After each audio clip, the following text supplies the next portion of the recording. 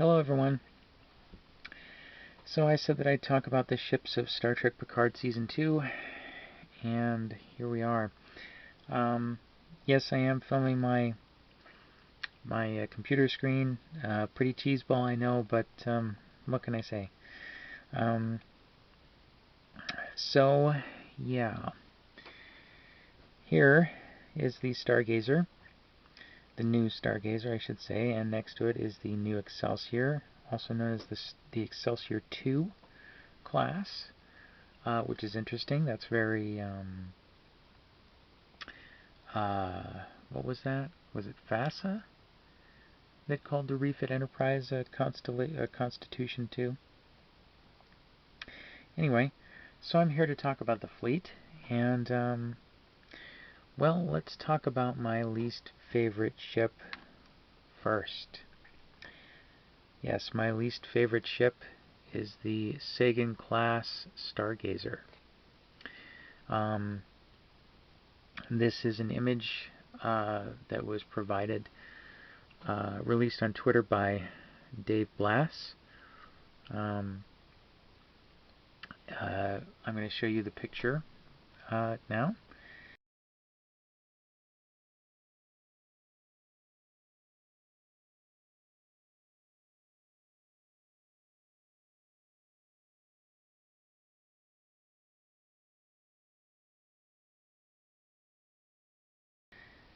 And so, yeah, that's what the actual picture looks like. The new Stargazer. Well, creating a new Stargazer for me, I don't know. For me, when I think Stargazer, I think of that beat up movie era starship that was clearly far outclassed by the Enterprise D. So for me to think of it as this super sleek, super advanced starship, even though presumably the original Stargazer was advanced for its time, it's still kind of, I don't know. But this has a lot of elements from the Sovereign. You'll notice the saucer. I know it's hard to see down here, but the saucer is actually a little bit oval. Not as much as the Sovereign class itself, but definitely going in that direction. Why don't I like it? Okay, well, I don't like it because of the outcropping after the saucer. That big wedge-shaped section. It's just ugly. And I know the original Stargazer was not in any way sleek, but to me that felt more appropriate and more integrated than what we have here. This one just seems like,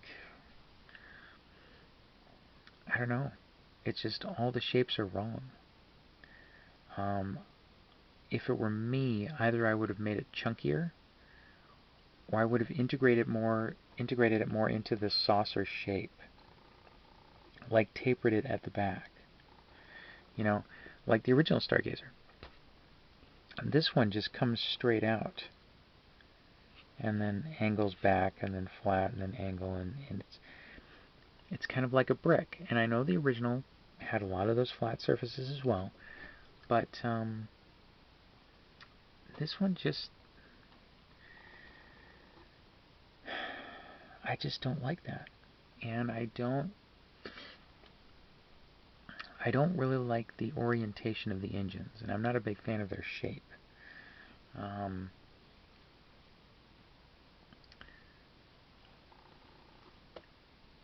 Now, I know they're kind of trying to evoke the refit nacelles with this, and I appreciate that, what they were kind of going for. But they're really the wrong orientation. And the thing is, with 4-nacelled ships, you generally want them to be mirrored. They look best when they're mirrored. So if you took the top nacelles and literally flipped them so that they were angled forward, opposite of this, that would look better, I think. It would, because that mirroring, you want that symmetry. These are, although they're kind of symmetrical to each other, this one, the one on the bottom, is farther back. So in that sense, it is asymmetrical. And they're just the wrong orientation, because they should be flat, lying on their sides. I know it's a new ship, but they're obviously trying to evoke some of the original Stargazer, and I think that's one of the aspects of the original Stargazer that they should have kept. It has glowing bassards. That's one way to go. It makes sense. It's appropriate for the era. But the thing about the refit nacelles was they were a complete and total change to the TOS style nacelles. They were flat instead of rounded. They had unlit grills instead of glowing domes. I think there was an opportunity with this Stargazer to introduce a more modernized version of that flatter nacelle with the unlit grills in the front. Just the opportunity to do something different, to maybe differentiate and make more distinct the ships of the 25th century from the ships of the 24th century. I understand there would probably be a lot of bleed through, but that's why we have the older style ships. Now let's see here. There's a kind of a dark area here. Yeah, it looks like there's a window there where there was supposed to be. I think there's even an indentation. But there is no window there. It's not lit. You would definitely see the bridge inside of there, if it were actually a window. So I don't know what they were doing there, but whatever. I will say, however,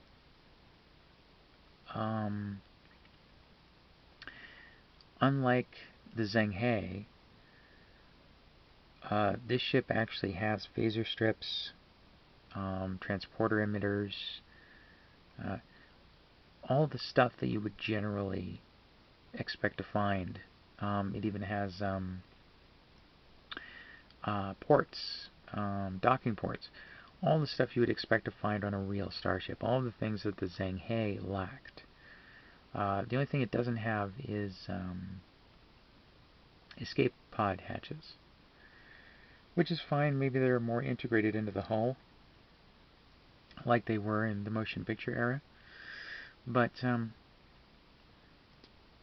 yeah, I appreciate that they designed this one with all of the hallmarks. The Zheng He, as much as I like aspects of the design, more so the alternative version with the more rounded nacelles, as much as I like certain aspects of that design, it is lacking in that way, and I think it was a misstep. With this one, they're obviously kind of trying to make up for that. Now, the other thing that I am not a fan of with this design is how chunky certain parts of it are and how sleek other parts of it are. Like I said, this area here, this outcropping, very chunky. Doesn't really work well. It's not integrated well with the saucer. It should be tapering back. You know, that would make it sleeker. It would also make these areas where the nacelle pylons are attached to, it would make those areas more distinct, much like on the original Stargazer. And overall, there's a lack of chunkiness in these spots that, I don't know, I think would be appropriate for a ship with that name. Now, interestingly, you can't really see it here, but I'll show you a picture right here on either side.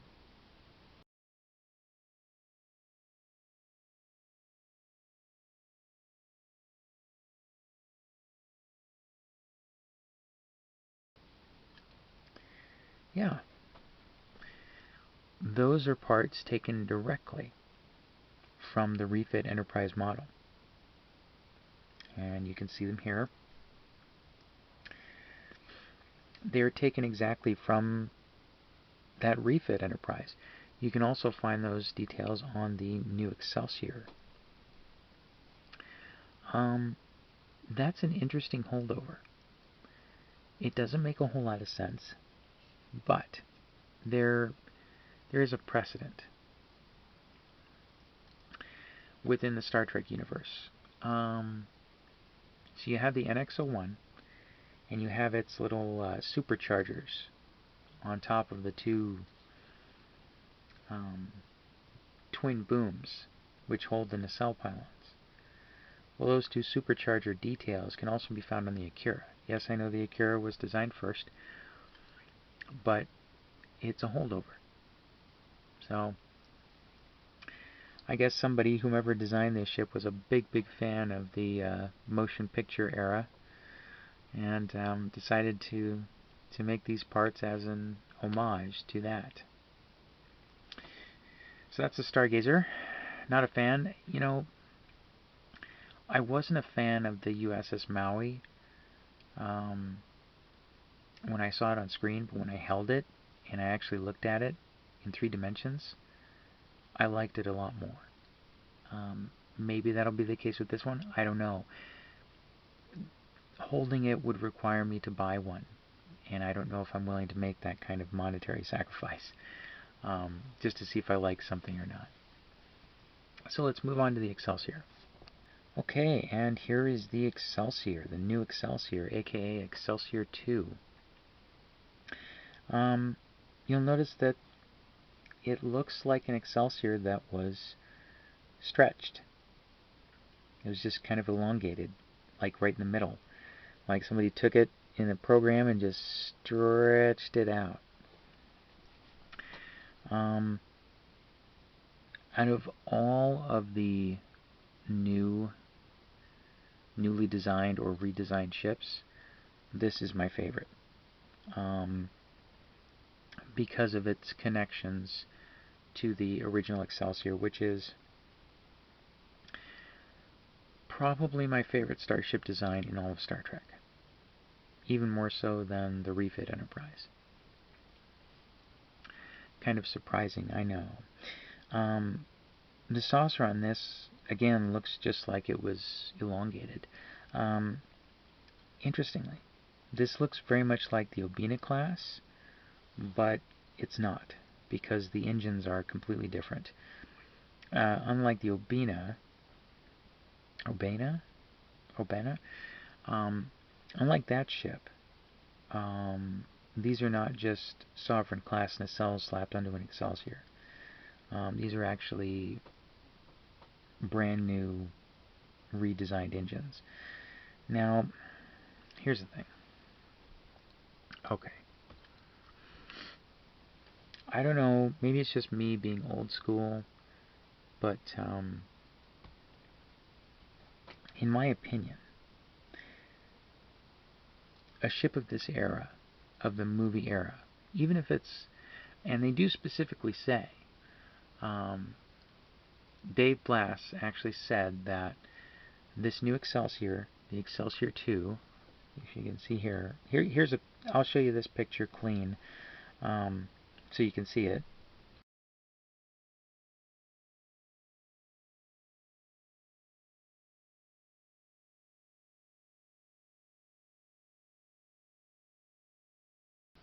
Okay, so at the bottom it clearly says Excelsior 2 class starship. Um, they specifically said that it is not a refit. It is a brand new Excelsior class. It's a brand new starship type. Interestingly, the registry numbers suggest that it's in the same, it was built around the same time frame as the Excelsiors we saw in TNG and DS9, because those were all in the 40,000 range. So I don't know. I don't know what that's about. Now, this ship was designed by John Eaves and Doug Drexler. I love their work, both individually and together, which, given how much I love their work, I don't know. There's some things here that just don't make sense, and some things that I just don't like. For instance,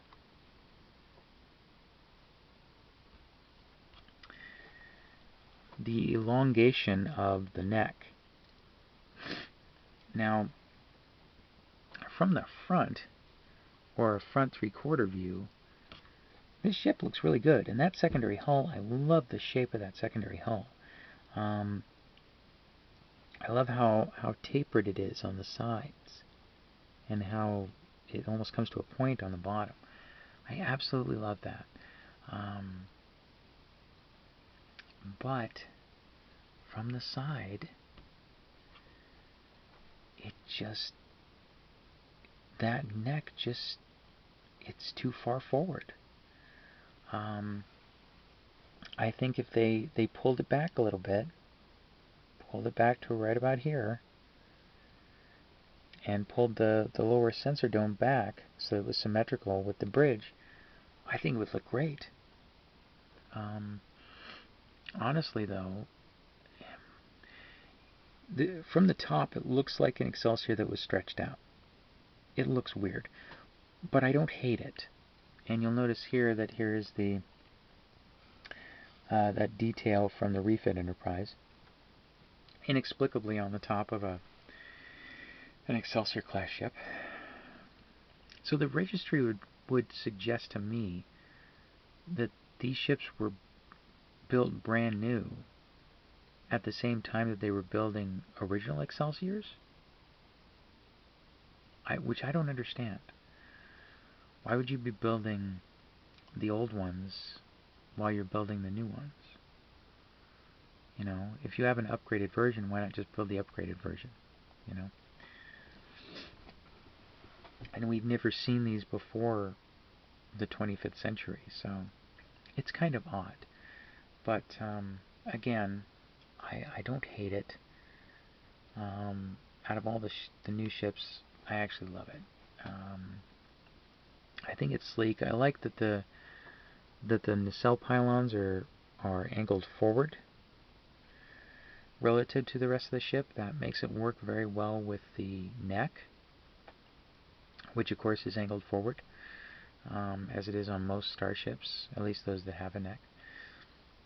That makes it symmetrical, and it kind of ties it to the Galaxy class in a sense.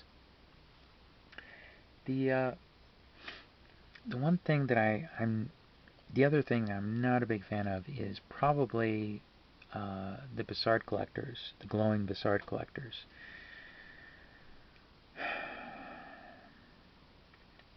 In my opinion, on a ship of this era, it should not have glowing Bussards. I think those should be the grills. I think they should have clear grills there, you know, not clear as in, you know, see-through, but like grills, horizontal grills, to kind of evoke that 80s feel, you know, just like the neck here. And if they wanted to have it glowing, then it should be glowing through those grills. I think that would look kind of cool, and it would look kind of like a refreshed version. That said, Um, I do like it. It looks like the nacelle pylons angle back, and then on the vertical plane they angle forward. So that's interesting. And it looks like, it's hard to see here, here's an image of,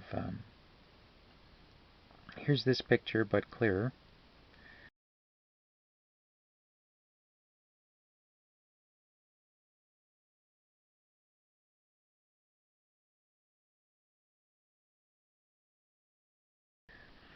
So you can tell in this area, it almost looks like there's kind of a grating. Like there are greeblies under here. But there's kind of a grating over it. And that's kind of interesting.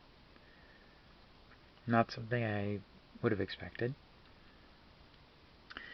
Um, this ship is 588 meters long, 1,929 feet. I like that they didn't go crazy um, with the sizing, the scaling of these ships. They're basically they're in line with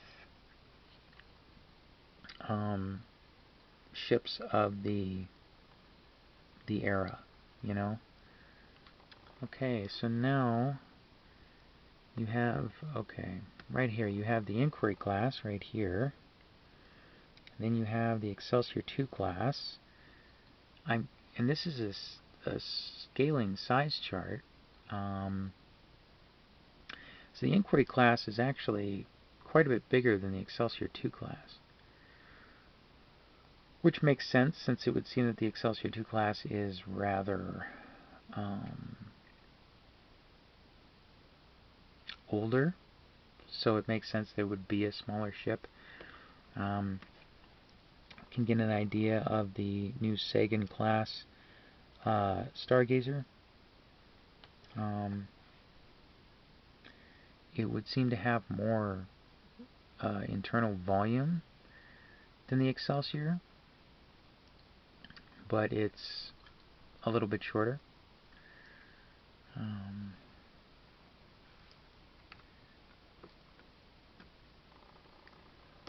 Gagarin class, Akira class.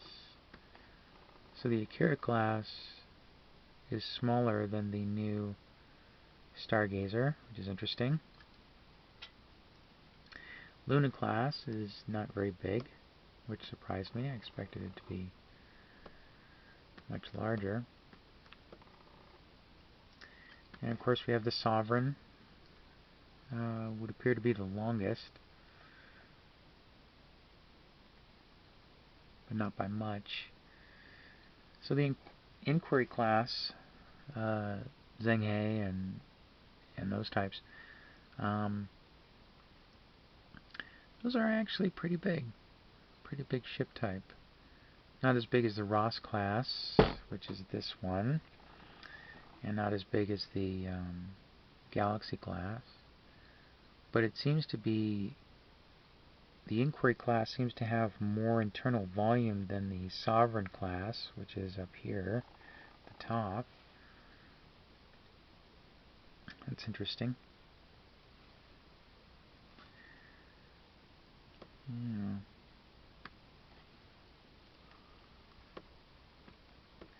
Now I wonder how the size of the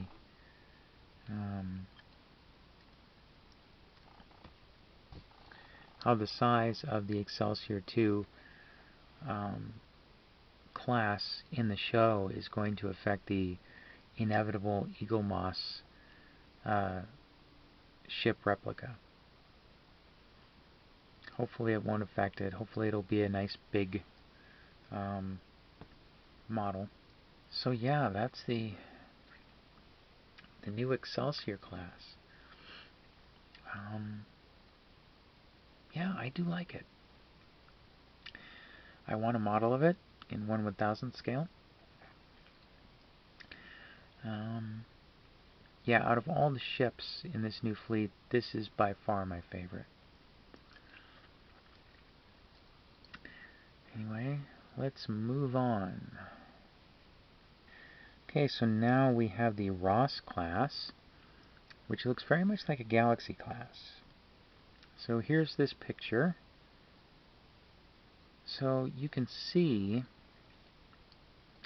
that from the front it definitely looks like the Galaxy, except it's got a kind of a circular deflector dish, which I don't, honestly, with a Galaxy class secondary hull, it doesn't really work. One of the reasons the Galaxy class looks so organic and so sweeping and nice is because all of the shapes blend into that. They all blend together. Whereas with this one, that deflector sticks out like a sore thumb. It does not blend at all. However, the rest of the ship blends quite nicely. Don't really get to see it much in the fleet, but obviously it's there, as you can see in the picture on the top. Let's see here. There it is from the kind of back three-quarter view. Looks like, definitely looks like a Galaxy class, only the saucer is circular rather than an oval. It looks like kind of a warped Galaxy class. I don't know why they made it an entirely new class rather than just making it a refitted Galaxy, but this ship showed up in Picard Season 2, Episode 1, and it's a Star Trek Online ship. So, yeah. It's interesting that they imported those. Makes a degree of sense, actually. If you want to bolster an on-screen fleet, well, you can just use existing designs. I mean, they own them, so they might as well use them. Unlike the Excelsior 2, I don't really feel the need to own a replica of this. But, you know, for anyone out there who's wanted this ship, they'll probably get one now. And here we have the Reliant class starship. There were a couple of these seen in the fleet. These are the smallest ships in the fleet. This is another Star Trek Online ship. Not the biggest fan of this, to be honest with you. It kind of has the opposite problem of the Stargazer. You know, in areas on this, there are some areas here on this one that are almost exactly like the original Reliant, and those are the areas that don't look right, because you have the rest of this is so sleek that it's like putting up a brick wall, you know, on a sleek design. It just doesn't work for me. This doesn't appeal to me at all. I'm sure there are some people out there who would disagree and who probably really like this. And you can see how tiny it is here. This is a Luna class, and here's your Reliant class down here. So it's a teeny tiny ship. This one actually is about the size of the original Miranda class. So, and the interesting thing about this size chart is that they actually name check all of the ships that appeared in the fleet. And so one of these Reliant class ships is named Uss Clark, after Captain Clark Terrell, I guess. I think his first name's Clark. So there were 3 Reliant class ships: the USS Clark, USS Reliant, and USS Uhura. Interesting. Here's the ship from the back, very reminiscent of the original Reliant Miranda class starship. They even took the impulse engines and split them in half and put them out here. And these vents, these grills inside the impulse engines actually look exactly like those on the refit Enterprise and the original Miranda class. So that's interesting. I don't like how narrow the roll bar is. It would really look better if it extended all the way outward to the edges of the hull. But yeah, this is a chunky, clunky little ship. Fine for a background ship though, but I wouldn't consider this in the same league as the Miranda class myself. But that's just me. So that's the Reliant class starship. And here is the Sutherland class. Kind of hard for you to see the top one here, but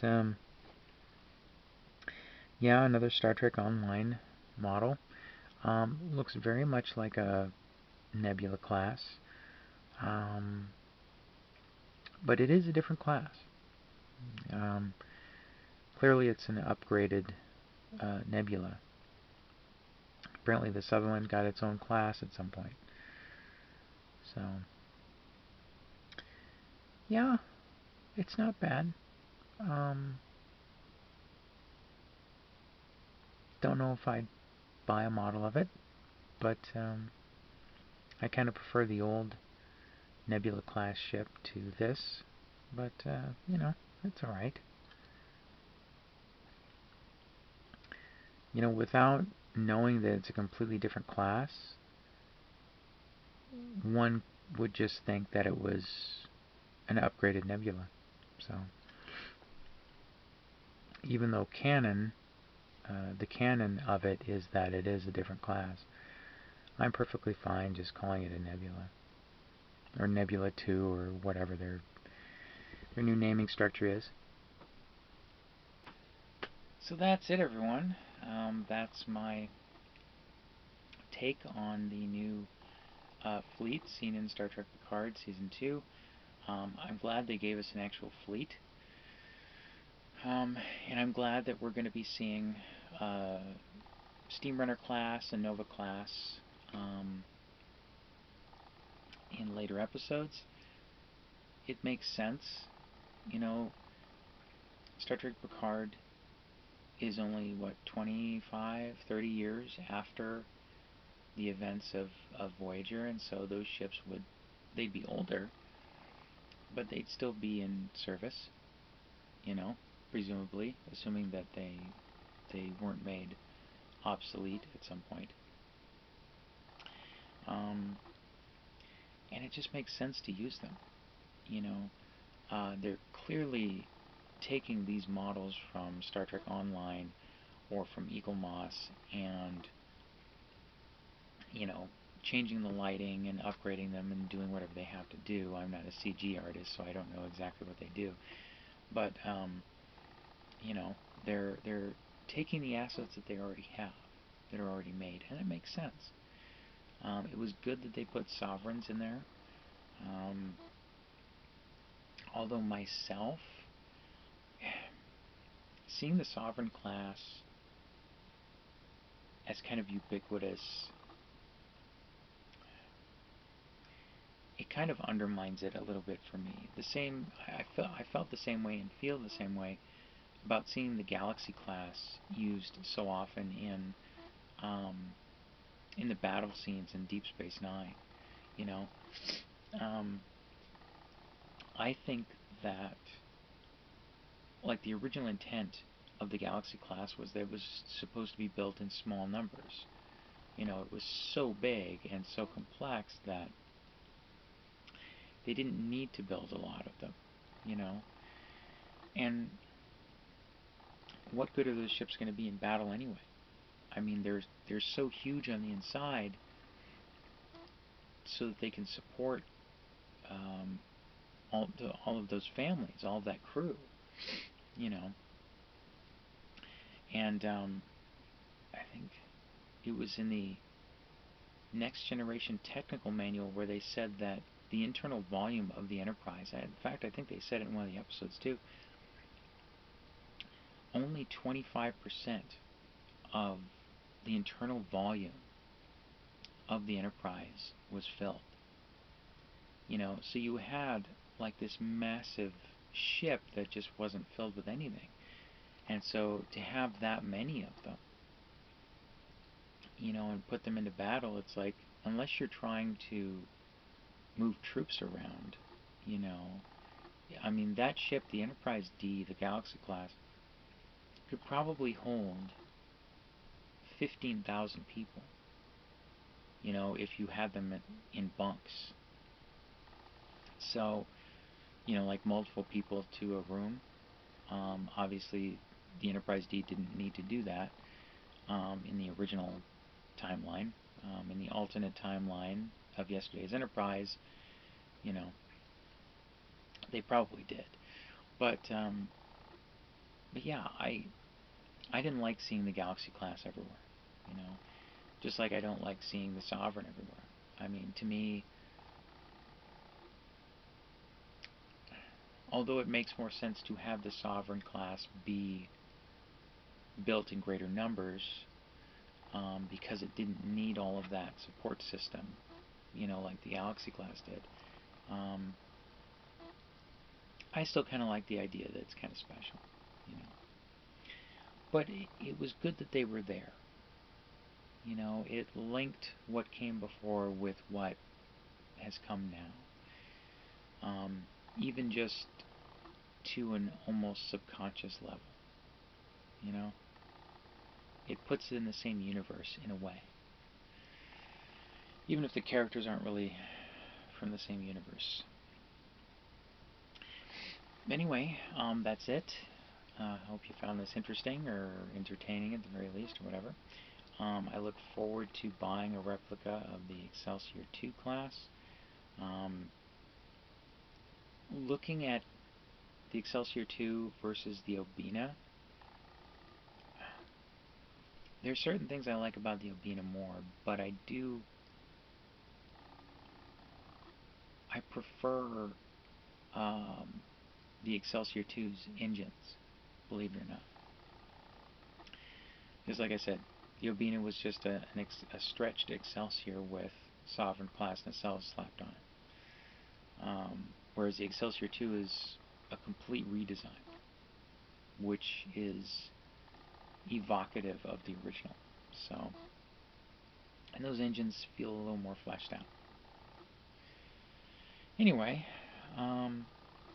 yeah, so thanks for watching, everybody.